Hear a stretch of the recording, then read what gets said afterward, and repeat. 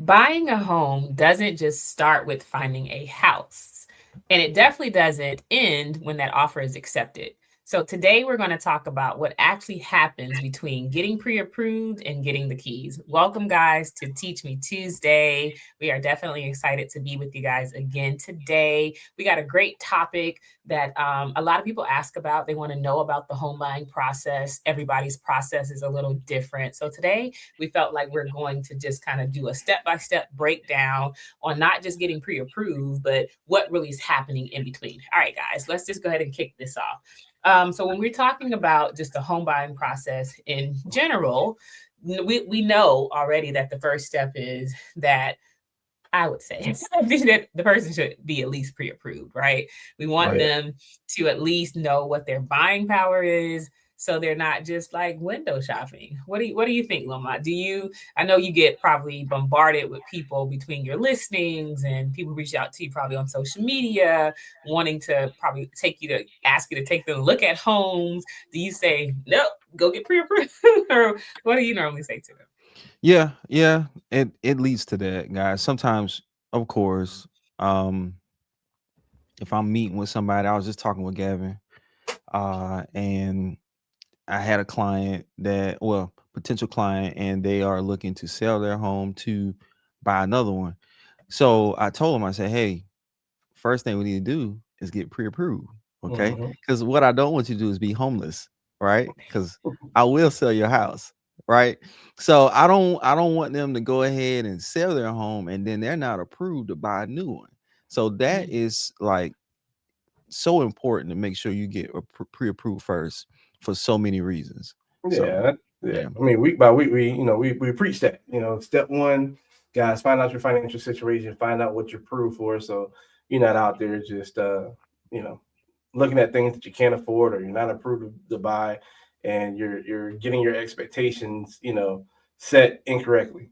So definitely, step one, pre-approved, baby, get pre-approved, find out what you can buy. So let's talk about that pre-approval. So what actually happens when a person's getting pre-approved, Gavin? Like give us like a high level summary of what truly goes on in that pre-approval process. Well, yeah, I mean, when you're speaking to a lender and you're getting pre-approved, they're going to pull your credit.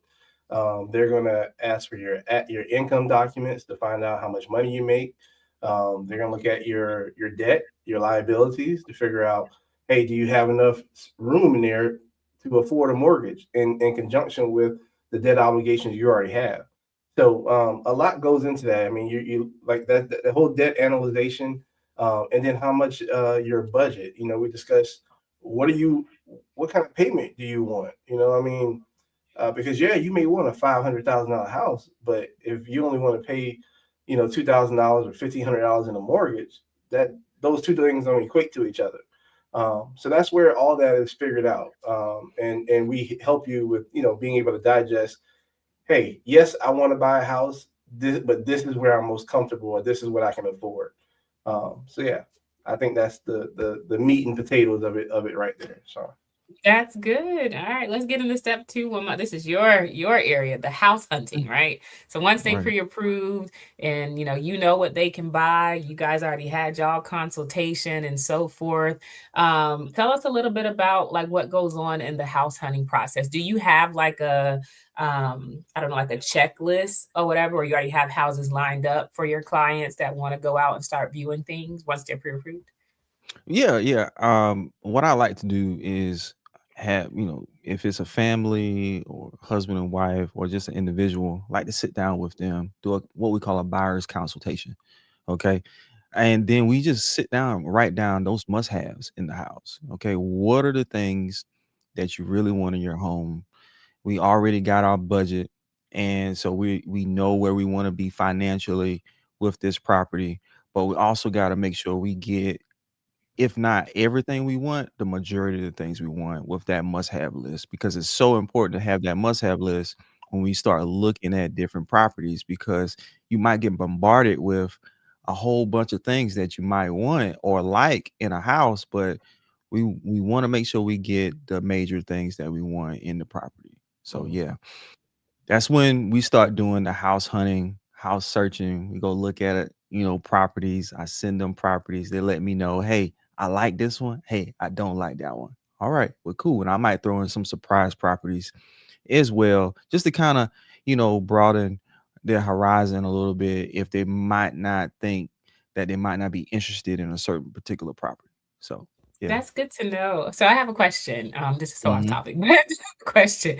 Right. Is there like a limit to like how many houses you would recommend, a person to see? Because I have had experience with some buyers that may have looked at 30, 40, 50 homes and they still can't make a Jeez. decision. I've worked with some realtors, it's like you got 10 or you got five, and you better find a house in this limit. Like, do you think that do you recommend a certain amount of homes, or you think it just kind of maybe depend on the individual or the family? Well, with my, let me put it this way, depends on the buyer situation, right? Okay. So if they're relocating and they're only in town for a certain amount of time, guess what? We're gonna pack them all in. We're gonna try to pack as many houses we possibly can to look at. Okay, but if it's not that kind of situation, that's a rare, a rarity to an extent. If it's not that situation, I try to limit to 5 houses a day that we look at Okay. because it's a lot of information you're taking in. You forget some of the pros and Right. cons of some of the homes that I might have shown you. And I might have to bring them back to your remembrance. You'd be like, you remember that house? It had the nice, kitchen in it with the granite countertops. But you didn't like the bathroom, right? So a lot of times they take notes every time they leave a house. And one of the things I do realize is that, and this is, I don't know if it's a spiritual thing or not, but a lot of times when people walk into their home, it's like a knowing. It's like it's like this is my house right here. I love this home. They spend a whole lot of time in that particular home compared to the other ones. So yeah, hope I answered your Well, question. good. That's good to know. All right, Gab. All right. So my question for you is going to be regarding like, this whole offer acceptance thing, right? Once Right. once Wilmot, takes them to look at properties, they feel like they want to, go ahead and put an offer in, and now that they're officially under contract and you receive that contract, what generally happens from there? Like when you get that contract, what's the next step after that? Yeah, well, first of all, I mean, we're all excited. We just got under contract, ratified, and man, everybody's pumped that we're this person, especially first time home buyers buying a house. So Mhm. we want to make that experience as appealing and as pleasing as possible. But here comes where the work comes in. Now as a realtor, realtors are lining up inspections to make sure that you know the house checks out. We like the everything. We like the appearance. But what about when we peel back the layers to see what's underneath? Absolutely. Or we look under the hood to see exactly the how well the property's been maintained. Um, and then you when it comes to me as a lender, we're looking forward to getting your appraisal order for that property, find out the value.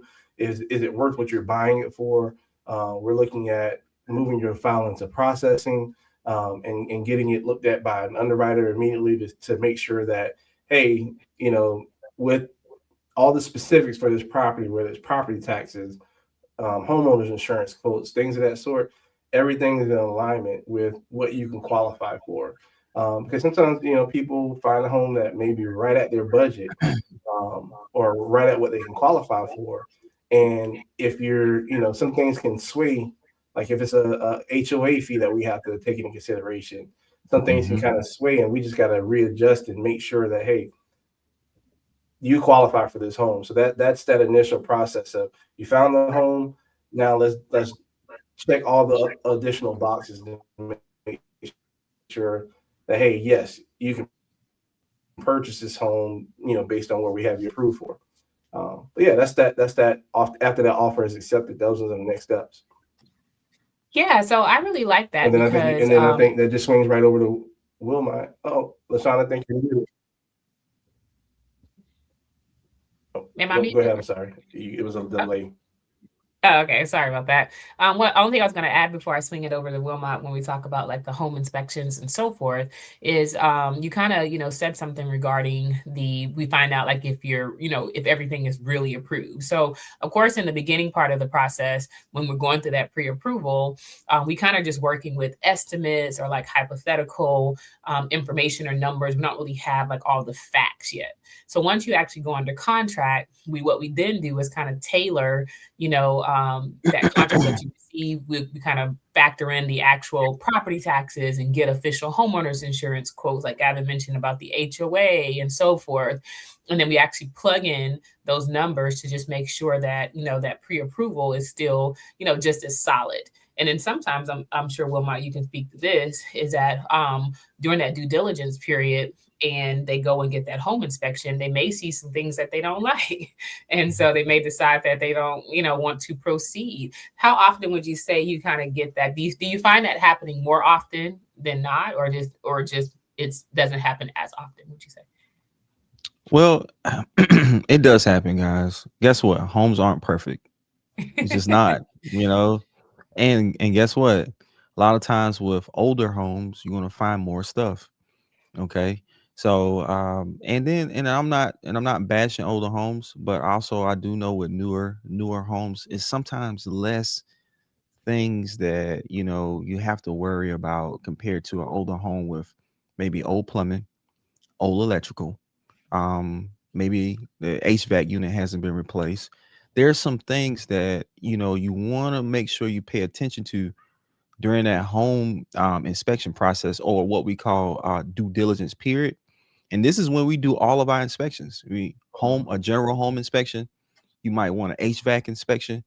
If your home has a septic tank, if that property has a septic tank, hey, you probably want a septic tank inspection as well. Get your termite inspection done.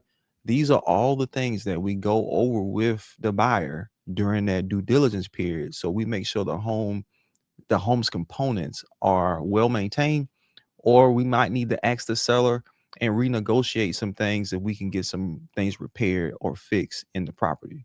So, Mhm. yeah. That's good to know. Would you say that there's kind of like a top, maybe two or three things that, um, you know, a person should possibly walk away from if they don't have, if it's not, I wouldn't say perfect, but if it's not intact? Like, is there like, Mm. okay, if there's foundation issues, let's walk away from that. If it's HVAC issues, some of those big ticket items, would you suggest that there are certain things you're like, no, this has to be a no go?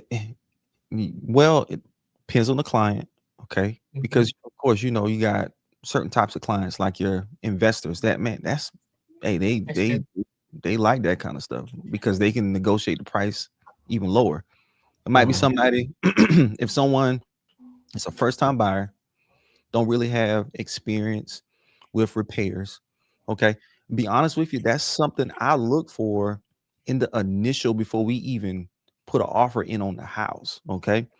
And we'll walk through the home. We notice waviness in the floor. We notice the roof is old. We notice the HVAC unit.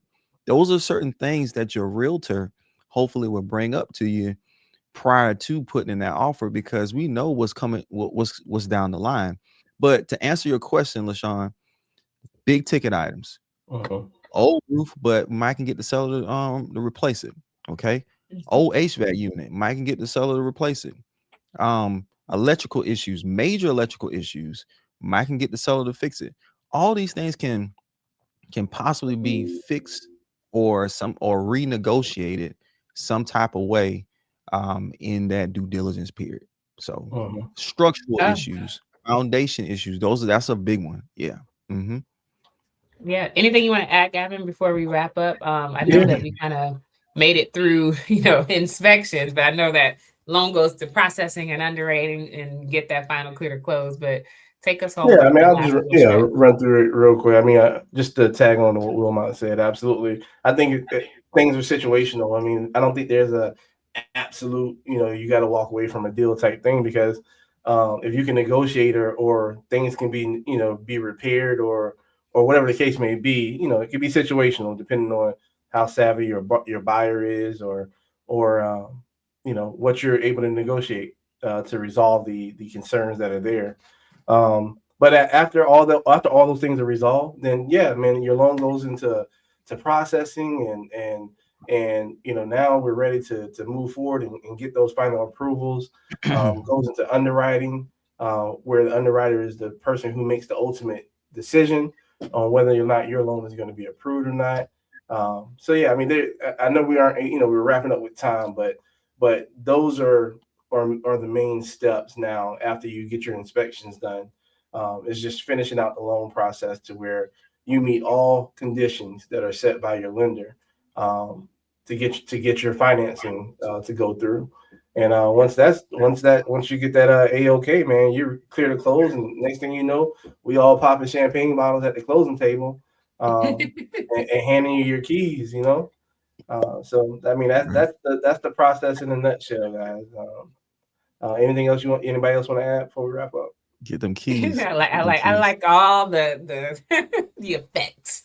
So guys, if you definitely have home ownership on your list, on your bucket list, on your to-do list, on your resolution list this year for 2026. If you're trying to buy within the next 6 to 12 months, or you're trying to buy next month, definitely feel free to reach out to any one of us to kind of start that process. We are happy to assist you guys with anything mortgage or real estate related. We'll definitely be back next week with another topic on Teach Me Tuesday, and we thank you guys for tuning in. Y'all have a great week. Peace. Don't spend that tax money.